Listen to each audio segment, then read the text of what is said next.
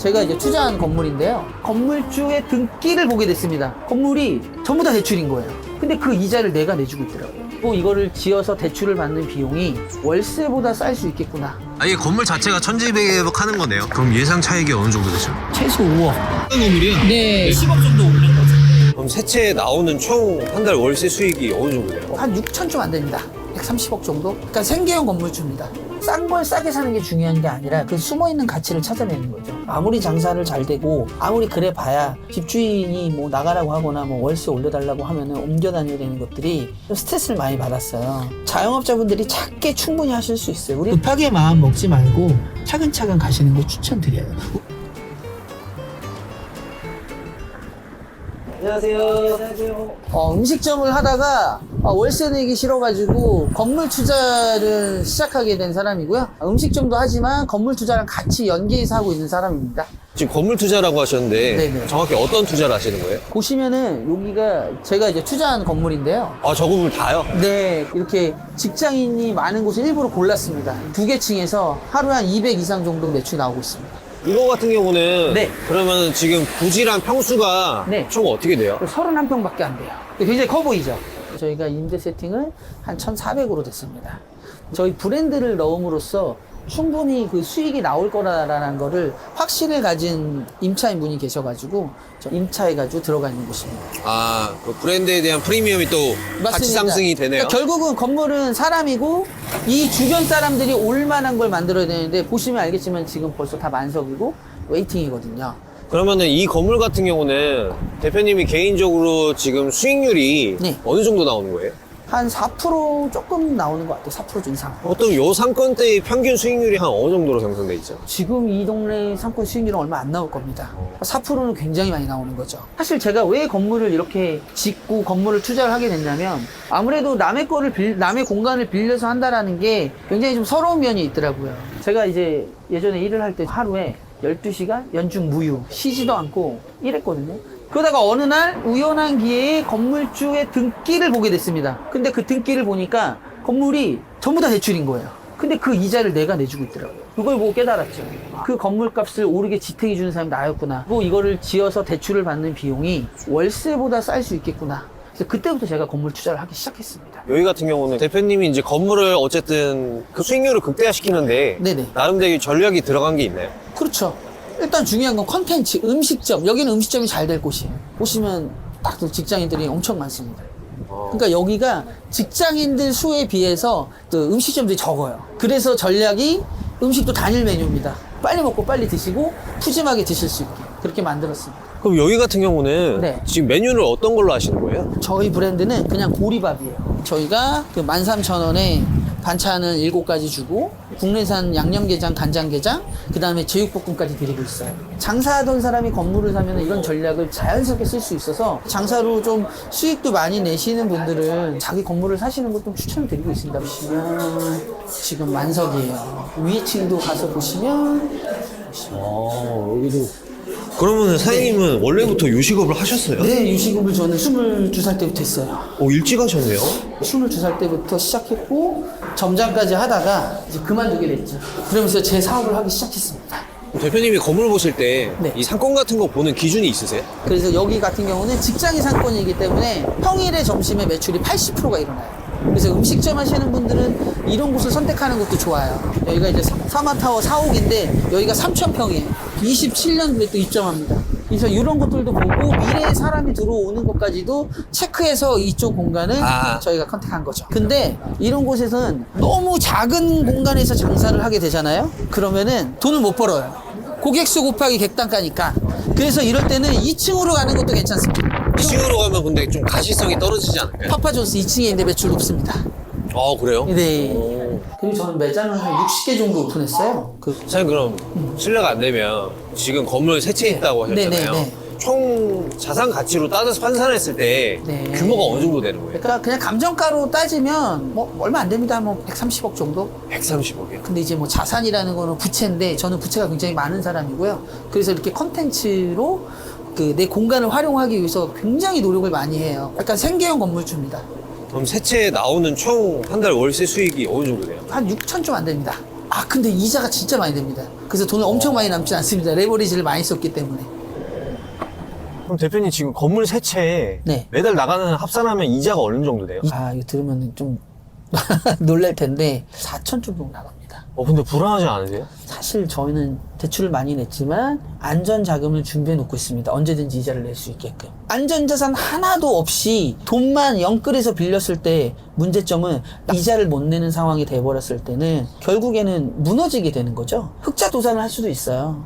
또 하나는 저는 변동 리스크를 굉장히 두려워해요. 그래서 대출을 받을 때 금리가 좀 높더라도 저는 고정금리로 3년씩 다 받고 있습니다. 네, 지금 건물 투자 잘 하고 계신데 네. 출연 신청은 어떻게 하다가 해주신 거예요? 자영업자 베이스로 이제 장사를 하면서 그동안 겪었던 고충 중에 사실 내게 없다라는 게 굉장히 컸어요. 언제 내가 쫓겨날지 모른다라는 이런 생각이 굉장히 컸는데 세입자로서. 네, 뭐든지 갑과 을이 관계가 되면은 불편하잖아요. 근데 제가 계속 을인 거죠. 아무리 장사를 잘 되고 아무리 그래 봐야 집주인이 뭐 나가라고 하거나 뭐 월세 올려달라고 하면은 옮겨 다녀야 되는 것들이 좀 스트레스를 많이 받았어요. 이게 비단 대표님뿐만 아니라 전국에 계신 자영업자분들이 공통적으로 느끼는 부분 같아요. 맞습니다. 뭐 특히나 요즘같이 건물에서 수익이 나기 어려울 때는 자영업 잘하시는 분들이 건물을 사시면 그분들의 시대예요. 좀 그런 거를 좀 알려드리고 싶어서 출연하게 됐습니다. 근데 자영업자분들이 작게 충분히 하실 수 있어요. 내가 가게 차릴 돈으로 조금만 생각을 더하면 건물을 사실 수도 있거든요. 그런 걸 좀 얘기해드리고 싶었습니다. 사장님, 그럼 이제 그동안 이제 어떻게 보면 건물 투자의 초반 이제 계기가 네. 그런 이제 세입자에 대한 서러움을 얘기해 주셨는데 네. 지금까지 해오시면서 네. 좀 서러웠던 적 있을까요? 꼽자면? 진짜 집이 너무 낡았어요, 건물이. 장사를 하는데 진짜 무너질 것 같아서 붕괴 위험이 있다라고 계속 얘기를 하는데도 그걸 되게 나몰라라 하시더라고요. 그거랑 또 하나는 제가 음식점을 하고 있었는데 이쪽에 건물 하나 있고 바로 옆에 건물이 있었는데 바로 옆에다가 똑같은 업종을 받더라고요. 결국은 이게 우리한테는 생계가 달린 거잖아요. 대표님, 근데 사실 아시다시피 네. 요즘에 이제 부동산 건설 경기도 그렇고 네. 금리 비롯해서 대출 문제도 있잖아요. 그렇죠. 그런 부분이 있다 보니까 네. 지금 건물 소액 투자를 하는 부분이 네. 이게 좀 가능한 부분이냐 그렇게 생각하실 수도 있을 것 같아요. 근데 사실 이 세상에 돈 버는 일은 다 어렵습니다. 제가 드리고 싶은 말씀이 뭐냐면 혹시 피디님 언제부터 촬영을 잘하셨어요? 저도 이제 네. 뭐 그 인고의 시간이 있었죠. 그렇죠. 잘하기까지. 제가 지금부터 한 5년 열심히 하면 저도 잘할까요? 잘하고도 남죠. 그렇죠. 날라다니시죠. 저 그 얘기인 거예요. 근데 우리가 목표를 어떻게 잡느냐에 따라 나중에 결과가 달라지잖아요. 정말 방법이 몰라서 너무 두렵기만 해서 못 하시는 분들이 있잖아요. 그분들에게 당신들도 건물을 살 수 있다라는 거를 알려주는 게 저의 그냥 취지입니다. 근데 여기는 어디예요? 여기는 이제 먹골역이라고 7호선이에요. 근데 이제 이쪽을 제가 피디분한테 추천드린 가장 큰 이유는 서울이고 아까 보셨지만 여기랑 굉장히 가깝죠. 지금 이 건물이에요? 네, 지하 1층에서부터 1, 2, 3 그리고 5칸까지 있습니다. 42평이에요. 토트가 20m. 이거 같은 경우는 지분이 투자하신 포인트가 뭐였어요? 일단은 이거 고깃집을 되게 잘하시는 분이에요. 이미. 근데 저는 이 지역에서 고깃집은 컨텐츠가 있는 분이어서 이 한 블록만 가도 상권이 되게 좋거든요. 이거 같은 경우는 네. 투자 비용이 얼마 들었고 예상 수익률이 어느 정도 돼요? 그럼 10억에 샀어요. 저희가 평당 한 2,500 정도에 샀는데 이미 나와 있는 거는 막 4,000에 거래된 것들도 꽤 많아요. 그리고 10년 전에 팔린 게 2천만 원대였습니다. 그래서 완전 10년 전 가격이다. 그리고 이 건물 같은 경우 리모델링을 하기로 한 건물이에요. 이거 같은 경우는 네. 리모델링 하면 네. 세팅 맞춰져 있는 최종 월세가 어느 정도 예상돼요? 수익률이? 우리가 봤을 때는 그래도 한 600 정도는 충분히 나오지 않을까 싶습니다. 왜냐면은 내부를 전부 다 틀 거고 전부 다 이런 유리 같은 데들을 통유리로 다 바꿀 거예요. 아예 건물 자체가 천지배격하는 거네요. 건물은 이뻐야 돼요.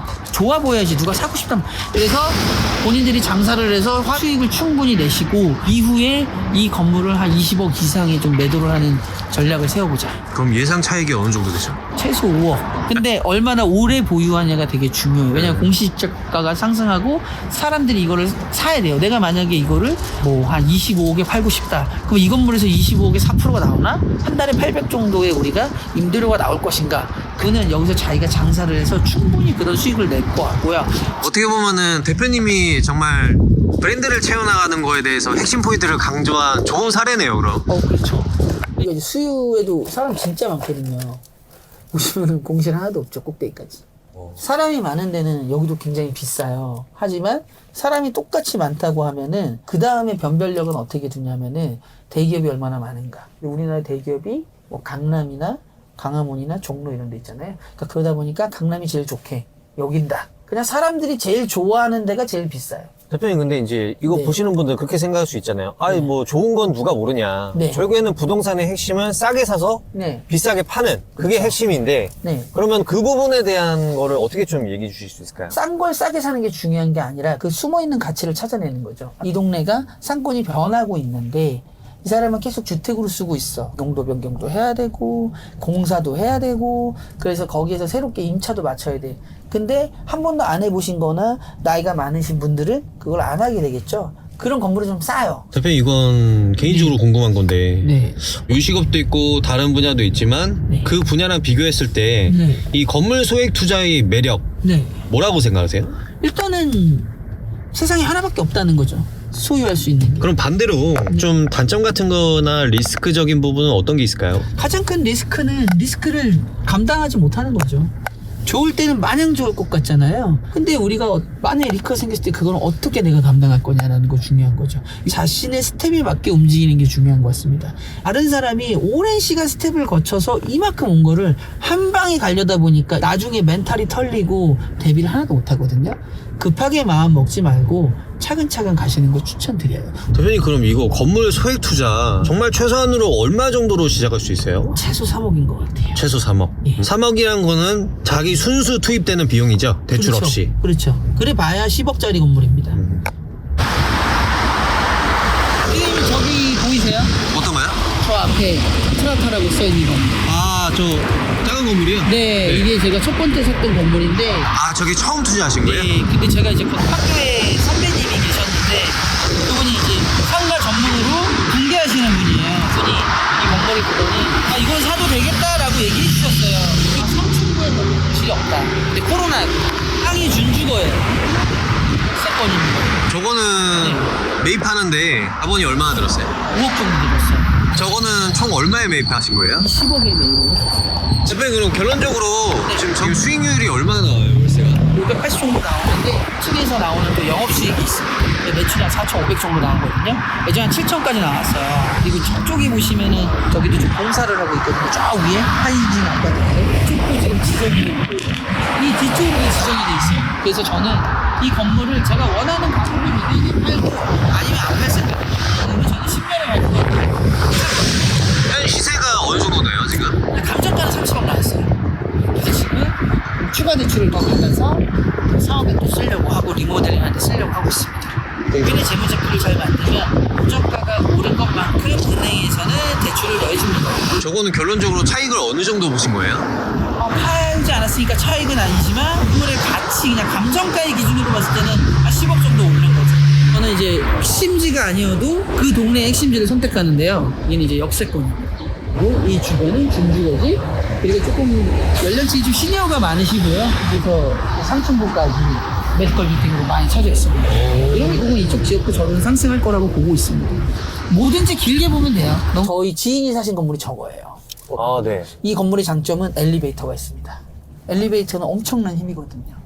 저 건물이 이제 3층에 병원이 있고 2층에 학원이 있고 1층에 서브웨이가 있고 역 바로 앞에 있어서 초역세권인데 그래서 본인이 4층, 5층을 병원으로 쓸 거예요. 그래서 메디컬 빌딩이 되고 외관만 살짝 손보면 완전 새로운 건물이 될 겁니다. 그러면은 소액 투자에 관심 있는 분들은 네. 꼭 체크해야 될 필수 사항 같은 게 있을까요? 가장 중요한 게 소액이다 보니까 왁구에 속으면 안 돼요. 왁구라면 어떤 걸 그러니까 얘기하시죠? 건물의 생김새, 건물의 기능이 중요합니다. 왜냐하면 건물은 결국은 사람이에요. 건물에 사람이 오지 않으면 그 건물은 아무 의미가 없거든요. 사람들이 많이 다니는 곳에 건물을 사셔야 돼요. 나의 컨텐츠로만 밀어붙이는 게 아니에요. 누가 와도 장사가 잘 될 곳을 선점하는 게 중요합니다. 또 하나는 너무 작은 땅은 안 돼요. 너무 작은 땅은 테이크아웃밖에 안 되거든요. 근데 테이크아웃은 돈을 못 벌어요. 저희 지인들한테 소개도 안 한 건물이 뭐냐면 14평이에요. 저는 이런 건물 아예 보지도 않습니다. 대표님 그럼 여기서 네. 수익성이 좋은 건물을 어떻게 찾아요 그럼? 일단은 수익률이 좋은 건물은 일단 비싸요. 남들이 만들어 놓은 거예요. 예를 들어서 이 동네가 전부 다 국어의 기능은 없애지고 그냥 먹자로 변한 거예요. 근데 얘는 주거를 하고 있어. 그러면 그곳에 임대료는 쌀까요? 낮을까요? 낮죠. 근데 얘를 상가로 용도 변경을 하게 되면은 술집이 장사 잘 되겠죠. 임대료 비싸겠죠. 그럼 건물의 수익률이 올라가는 거죠. 그러면은 반대로 네. 건물 소액 투자를 할 때 네. 이거는 절대로 위험하니까 하지 마라. 좀 금기시해야 될 게 있을까요? 결국에는 수익률이 오를 수 없는 것이 있어요. 예를 들어 단층 건물. 단층이라면 아무리 날고 기어봐야 1층에서밖에 임대를 못 받잖아요. 근데 그거는 재개발에 포함되는 건물. 그러니까 나는 건물을 사려고 했는데 건물을 샀더니 재개발이 돼버렸어. 이거 좀 문제가 있죠. 그런 것들이 있습니다.